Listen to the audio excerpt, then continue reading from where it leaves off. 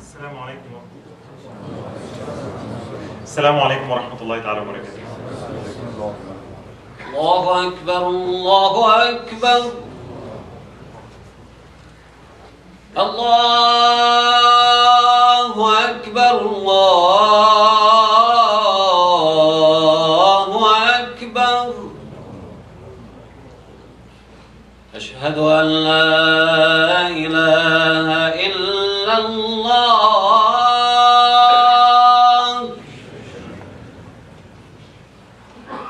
أشهد أن لا إله إلا الله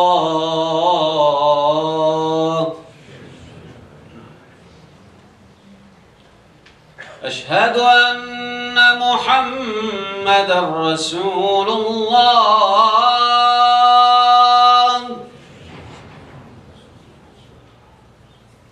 أشهد أن محمدًا رسول الله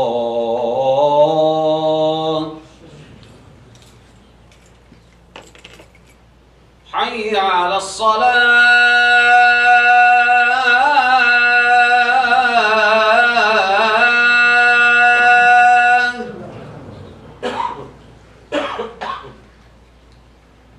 حي على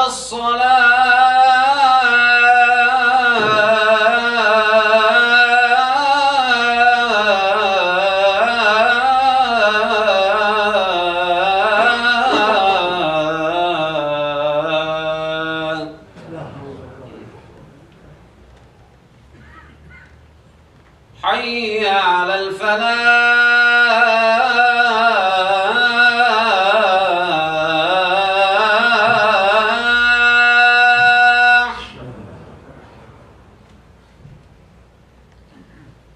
حي على الفلاح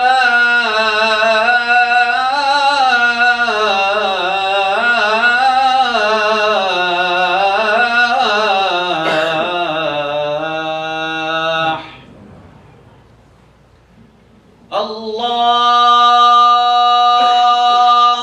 أكبر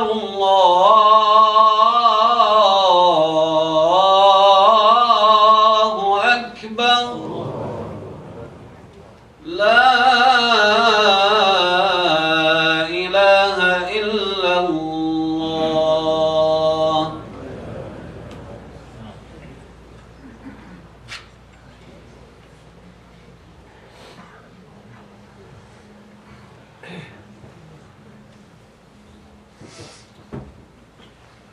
إن الحمد لله نحمده ونستغفره ونستهديه ونعوذ بالله من شرور أنفسنا ومن سيئات أعمالنا.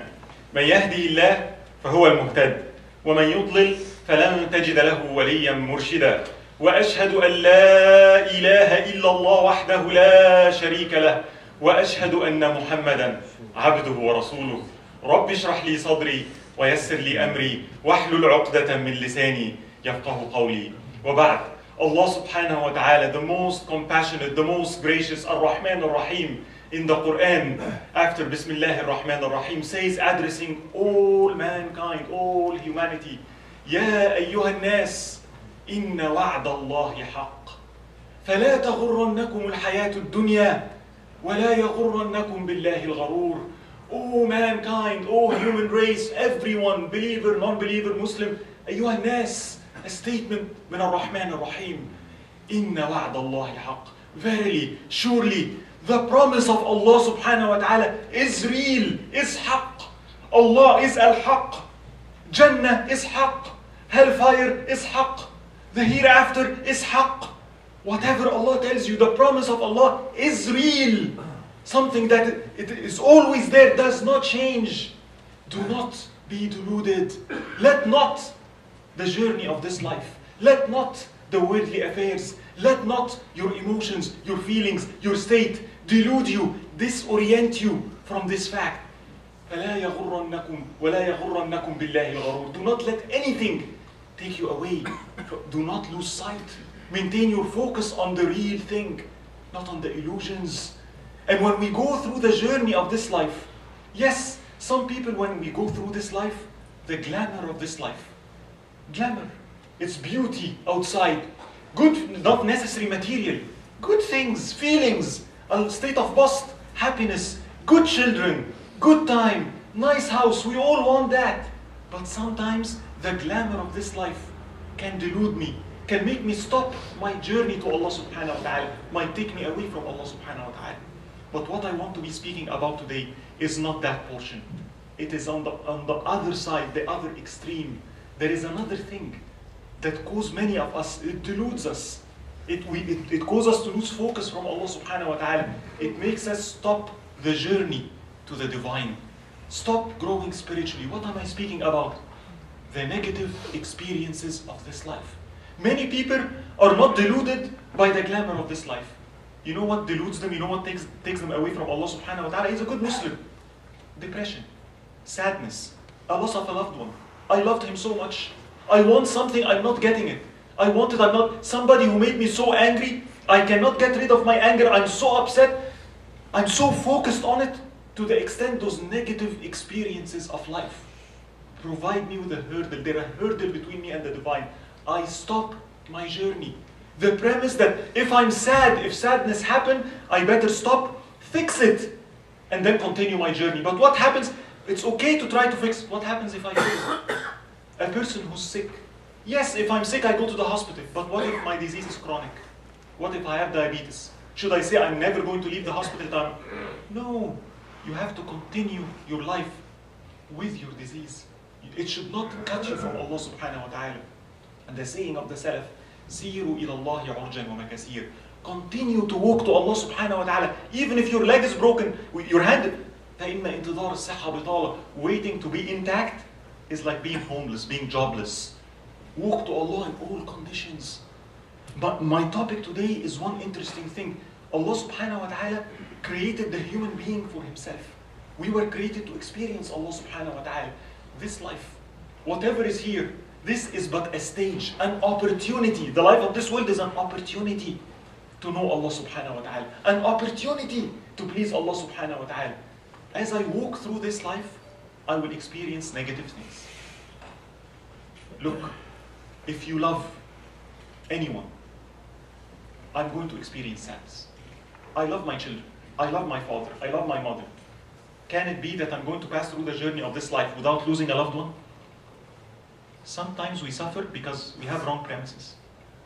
Anybody who has values, morals and good values, you're going to suffer. You're going to see sadness.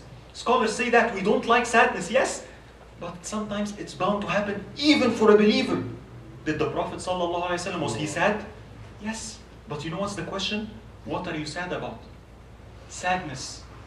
Pain reflects you. In our pain, we found it points us to our values. And our values, our morals, are the source of our pain. What do you mean? If I'm a Muslim should be compassionate, full of love, right? If a Muslim is really compassionate and he loves people, if he sees a homeless person outside, he'll feel sorry, he'll feel sad. The Prophet ﷺ, he was the source of compassion. Therefore his sadness was what? People don't believe. Allah subhanahu wa ta'ala says what? قَدْ نَعْلَمْ أَنَّهُ لَا يَحْزُنْكَ الَّذِي يَقُولُونَ. We know that it saddens you. What they say? I'm a Muslim. I'm trying to reach Allah subhanahu wa ta'ala. Good values, good morals, right? You know what will make me feel sad? When my prayers is devoid of khushu'. I feel sad when I'm missing my sunnah prayers. Sadness can happen. The question is, how do I deal with it? Sometimes we live with a wrong premise. To be happy in this life, I must get rid of all negative or experiences. You know what I'm speaking about? I better be safe. Can it be? It's impossible. Negative experiences are going to happen. It's like in the journey of this life, there are unwanted passengers that are going to ride with me. And sometimes I have to continue the journey to Allah subhanahu wa ta'ala, dealing with them. There are three ways. Let's say somebody disrespected me. Anybody here, I don't want to be disrespected, I want to be respected. But am I living with the assumption I always be respected? What if I stand for the truth? If I have values? If you're going to stand for the truth, you're going to have enemies, right? The prophets had enemies. They're going to curse you, say things. That will hurt. If I was willing to live with integrity, with values and morals, serving the divine, negative experiences will happen. Somebody might come because I want to serve Allah, because I'm saying the right thing, and he abuses me. It's unjust. Somebody might take my job because the way he looks, we don't like him. It is an injustice. And I would try to push it, but what happens if I couldn't? Is justice always served in this life? No. Is this life a place of justice? No. That's why we have the hereafter, which means what? I can be oppressed. How can I deal with it? If somebody took my job, if somebody cursed me, he goes home, and I'm still having anger in my heart. It has been 5 years. And yet I'm so much in pain, I'm so much bitter, I'm suffering.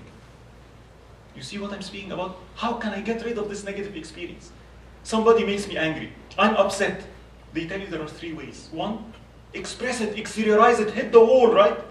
And this is the wrong way. This is not what I'm speaking about. Interiorize it, just keep it in. Keep the negative feelings in. But many of us would say, I can't. They're like stones on my shoulders. I'm in pain. Losing a loved one. Having a child that I love, and then this child making a wrong choice is a source of pain for me. How can I live with it? Is there a 3rd way? I can't. The pain is too much. I'm feeling it every day. Can you tell me about what did the Prophet say? Is there a way to continue the journey of this life with our pain? Or, in a way, releasing our pain? Exteriorizing, interiorizing, the 3rd way, letting go. Is there a way where I can let go of negative feelings? Is there a way where I can drop, release those negative experiences? Yes, they're there, but they're not affecting me. This is what I want to be speaking about today. And I'll try to be brief. I'll give it to you through an example. The example from the seerah of the Prophet ﷺ, the concept I want to share with you, a technique, one technique, just one. Right? How to do that. How a Muslim, a believer of Allah subhanahu wa ta'ala, can release negative feelings. And the example I'm sharing with you is from the life of the Prophet ﷺ. The Battle of Hunayn. When the Prophet ﷺ, towards the end of his life, when Muslims were many and they were out in an expedition, and for the first time, they are more than their enemy. And they said what? لَن نُغْلَبُ الْيَوْمُ مِنْ قِلَّةٍ. They're so sure about victory. Today, we're more than our enemy. We're not going to be defeated. What happens in the Battle of Hunayn? As you all know, the battle starts with an ambush. They were ambushed. And surely enough, they start running away. The Prophet ﷺ is steadfast. And he holds his position and calls to the believers. A handful of believers respond to Muhammad ﷺ. And Allah subhanahu wa ta'ala turns around events. And it ends up with a major victory. And the Battle of Hunayn, the Prophet ﷺ and the Muslims got booty they never saw before. And subhanallah, before I can continue, interesting analogy. Hunayn and Uhud. The Battle of Uhud, it started with victory. But a group of Muslims disobeyed the Prophet ﷺ because they saw dunya. They ran after dunya. What happened? The entire Muslim community suffered. And the dunya ran away from them. In the Battle of Hunayn, it was the opposite. It started with hardship, calamity. And a group of Muslims, a small group, responded to Muhammad ﷺ. What happened? The dunya came to them. And booty, and they never saw like it. And the Prophet ﷺ, so generous, he was giving people. And the people of Medina, Al-Ansar, they were there and they saw the booty and they're waiting for their turn. And the Prophet ﷺ started giving who? The newcomers. The people that recently accepted Islam. The ones that ran away. The ones that are newcomers. The ones that used to torture Muslims. The newcomers of Mecca.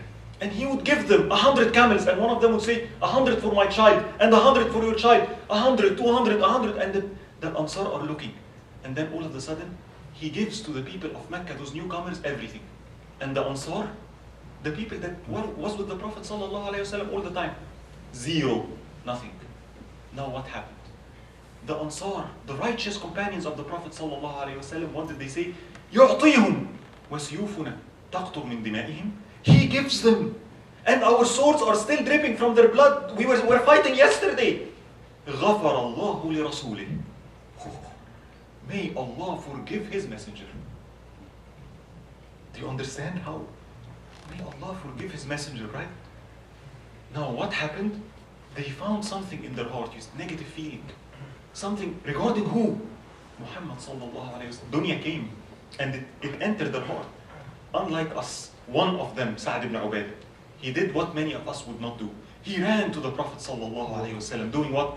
Ya Rasulullah, inna hada al-hayy min al-ansar wajadu fi anfusihim alayk. Oh Prophet of Allah, this group of al-ansar, they found something in their heart regarding you. You understand the lesson here? Many of us, sometimes we feel depression.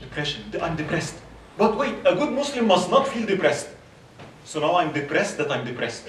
I'm sad. A good Muslim must never feel sad. So now I'm sad that I'm sad. Depression squared, sadness squared. They did something else. This feeling exists. Allah sees it.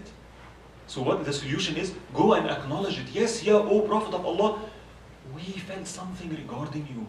And I ask all of you, if those are the companions, and they felt something in their heart regarding whom Muhammad sallallahu alayhi wasallam, don't you think that it can happen to me? Why am I surprised? Don't you think that I can feel something in my heart regarding one of you? Don't you feel that I can find something in my heart regarding my spouse or father or mother? It can happen. But the difference is, they went to Muhammad sallallahu alayhi wasallam to teach him. And he complained, yes, I have a problem. I have a negative feeling. I don't want it. Who of us want negative feelings? How can I deal with it? I can't carry this. It's terrible in my heart, right? So how did he sallallahu alayhi wasallam deal with it? Collect the Ansar for me. He said, collect all those people for me. And they collected the Ansar, and the Prophet sallallahu alayhi wasallam came to them. And he said the following in the famous narration. Ya ma'shar al-Ansar, maqala balagatni ankum. Oh people of al-Ansar, a word reached me regarding you.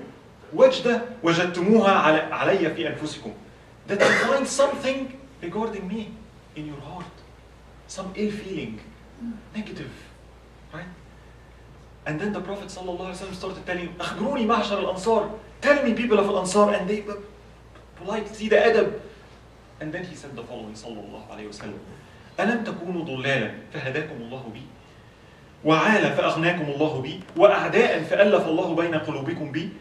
Weren't you misguided and Allah subhanahu wa ta'ala guided you through me? Weren't you nothing meant to be mentioned and Allah subhanahu wa ta'ala enriched you with me? Weren't you fighting each other and Allah subhanahu wa ta'ala brought harmony and peace through me? And he said, لِلَّهِ وَلِرَسُولِهِ الْمَنُّ وَالْفَضْلِ.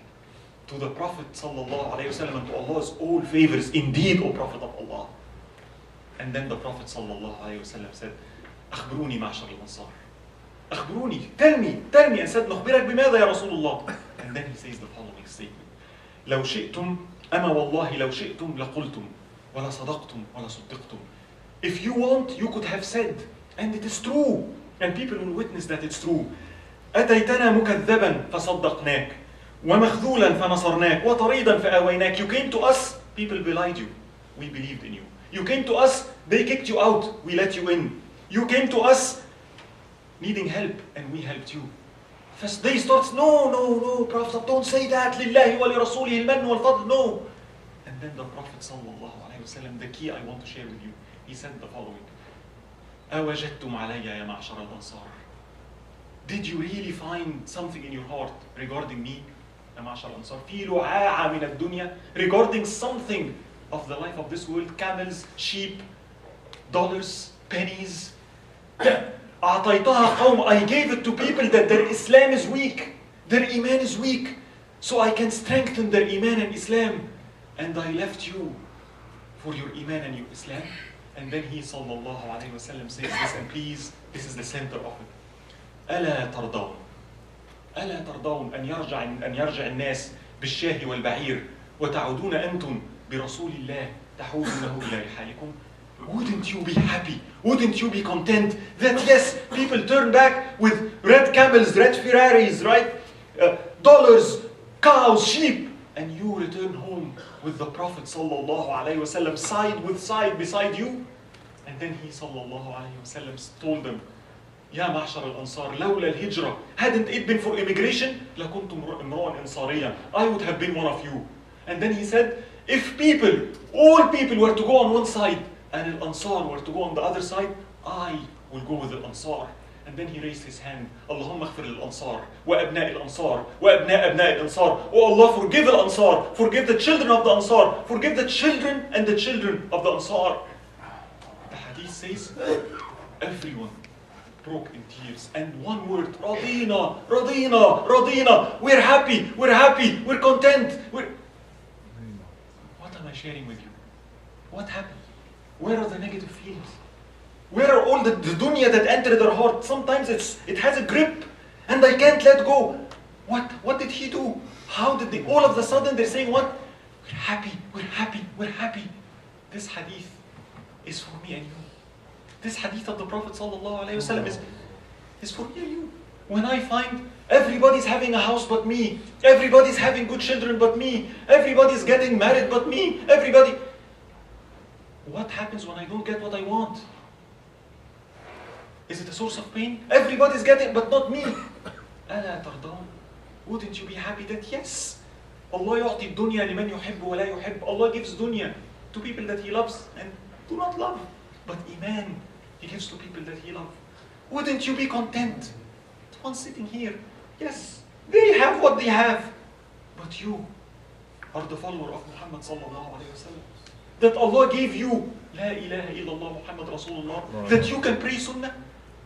رضيت بالله ربا وبالإسلام دينا وبمحمد صلى الله عليه وسلم نبيا ورسولا. I'm content. The source of my contentment, the fact that I say Muhammad Rasulullah. What I'm telling you is a very simple technique. You know what it is? One word, احتساب. الاحتساب, my brothers and sisters. What's الاحتساب? Look, what he taught them sallallahu alayhi wa sallam here, the reason we suffer, because we don't understand the meaning. Ibn Ata'illah said, look, humans, we think life is about being happy, happiness, the pursuit of happiness. I want to live a happy life. And I'm telling you, no, no, no. You know what the human being is really looking for is not happiness. Meaning. Meaning. What the human is yearning for, the meaning. The meaning of this. What is the meaning of this? And that is exactly what is the meaning of this loss? Is there a meaning behind it? I'd rather live a meaningful life, void of happiness, than live a happy life with no meaning. Easy example to understand. A soldier that goes to battle. And he's in a platoon. And they're being defeated and they're being shot at. And he decides to stand, and while his comrades are running, he defends them. And they escape and he's defending them and he gets injured. And he gets burned. There is pain. Negative feeling. Pain, physical pain. And let's say he loses his leg. Oh my God, I lost my leg. Now he returns back home with what? A permanent damage, right? What will make him endure? What makes him able to cope with life? If he goes back home and he sees the children of the people that he saved coming to him with flowers and telling him, thank you. Thank you for saving my dad. Thank you for saving him. Thank you for saving our family. Thank you. What will he feel like? There is pain. He lost his leg, but whenever he sees his pain, there is a meaning behind it. This is a source of what? He's happy with his pain. It exists, but I attached a meaning to it. That's what Ibn Ata'illah secondary says. إنما يؤلمك المنع لعدم فهمك عن الله فيه. Deprivation hurts, harms me, because I do not understand. I don't have the meaning behind it. The Prophet sallallahu alaihi wasallam told them the word al-ihtisab. Al-ihtisab. فاصبر واحتسب. You know what ihtisab is? Ihtisab in a very simple. When we say حسبي الله لا إله إلا هو عليه توكلت وهو رب العرش العظيم. What does that mean? I look forward for the reward. Yes, a person hurts me. A person insulted me. A person took my right. And I tried and I couldn't take it back. What do? I put it in one hand and I go to Allah and I tell Him, Ya Allah, I have pain. I'm feeling it. I really feel it. Like them, I'm acknowledging it. My pain. I lost a loved one. Wallahi, it happened to me and it happens to many people. You lose your father, you lose your mother, and you turn to Allah. The pain is, I will never see them again. For a woman that lost her child. A young boy, and I can't. When he goes to school, what makes me endure? I know I'm going to see him again. But now I lost him, and she feels pain. I put that pain on one side. Ya Allah, my loss, my pain, my anguish, and you see it on one side. On the other side, Muhammad sallallahu alaihi wasallam, Allah Himself. Ya Allah, and that's what I say. If that was to grant me that He sallallahu alaihi wasallam would be happy with me, if that would grant me to see Him once in a dream, رضيت رضيت رضيت. If that was to grant me that you are happy with me, رضيت رضيت رضيت. أحتسب. I look forward for the reward of it. Another meaning of الاحتساب is الكفاية. Allah subhanahu wa ta'ala is al-Hasib, it's his divine name. وَمَنْ يَتَوَكَّلْ عَلَى اللَّهِ فَهُوَ حَسْبُهُ. Whoever has reliance on Allah, he حسبه أي كافيه. He suffices him. The hadith of the Prophet sallallahu alayhi wa sallam, whoever says حسبي الله لا إله إلا هو عليه توكلت هو رب العرش العظيم 7 times a day in the morning, it is incumbent on Allah subhanahu wa ta'ala to suffice him till the end of the day. قولوا قولي هذا واستغفر الله لي ولكم.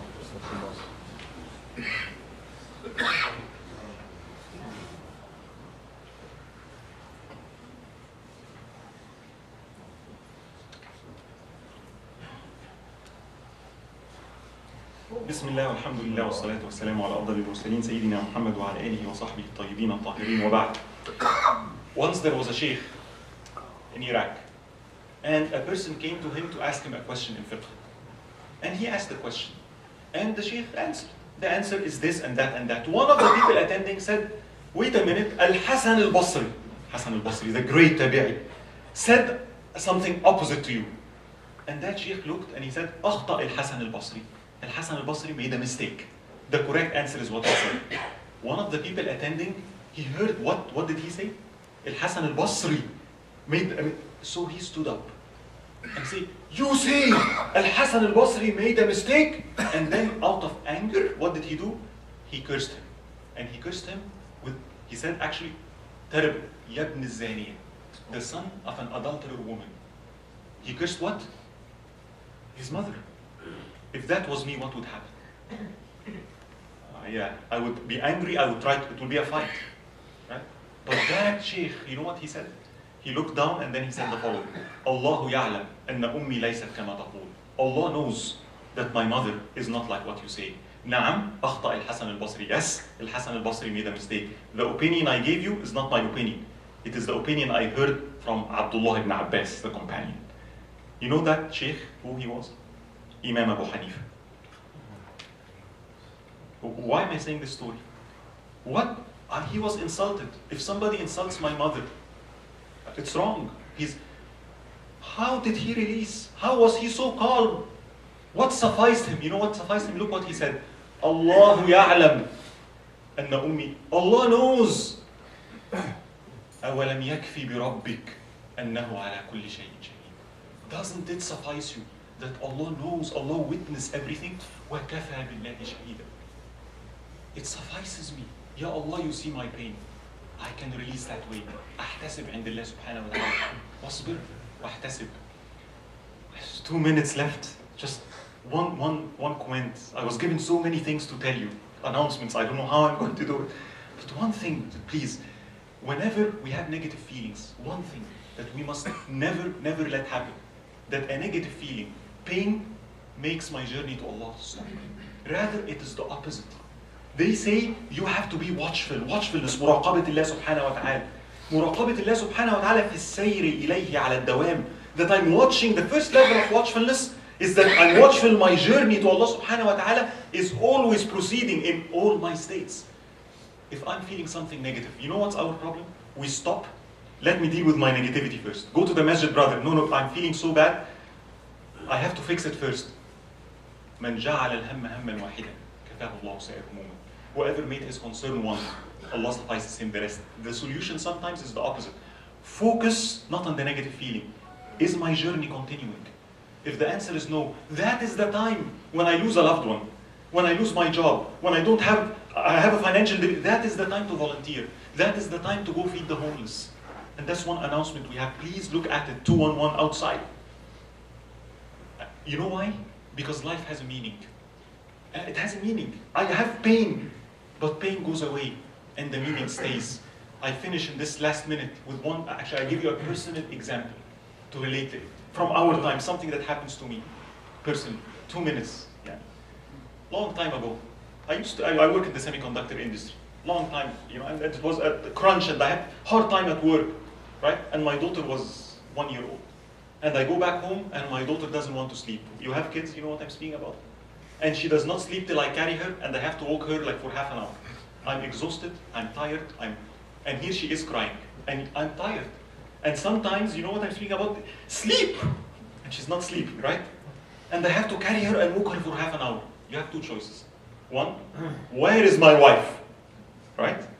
And I feel angry. Two, I get upset at her and scream. Three, al-ihtisab. How? I'll share something very practical. You're walking, right? I remember the Prophet sallallahu alaihi wasallam.